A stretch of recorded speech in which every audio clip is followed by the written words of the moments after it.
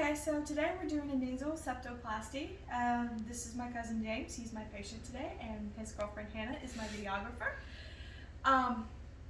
So the first thing, as you can see, the patient is draped out, and the first thing that's going to be done is they're going to put in a nasal speculum into his nose to make his nostril a little wider so they can get in and see what they need to be doing.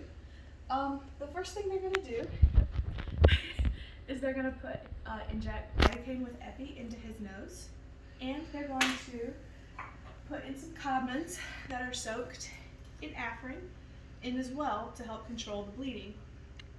Next thing they'll do is we'll take some suction out the nose, make sure everything looks good and he has good visualization.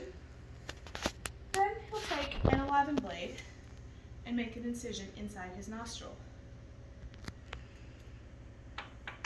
Next thing he'll do is he'll suction it back out to make sure there's no bleeding, or get all the bleeding that there is out of it, and just make sure he has good visualization. And then he'll take his camera and his scope and he'll look in there, look on the monitor, make sure he has what he can see that he needs to see so he can start with his procedure.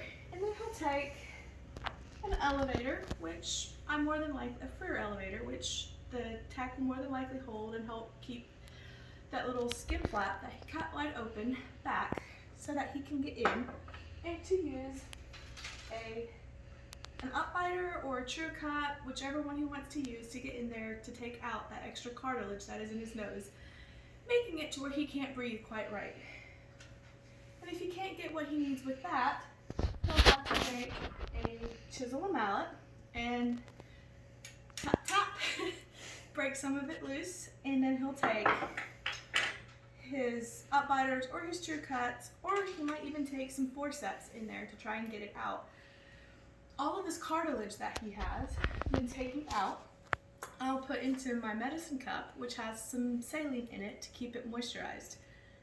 When he's done taking out all the cartilage that he wants to take out, he'll take the cartilage that we put into the medicine cup and he'll place it back inside his nostrils and set it just like he wants to. And then he'll take a 4-0 stitch and he'll put that in a 4-0 plain gut stitch, and he'll suture the incision shut. And then, let's see, he'll place, of course, he'll have to cut the suture off and tie the knots, of course, before he cuts the suture. And then they'll place nasal stents into the nostril when they're done. And this has to be done on both sides.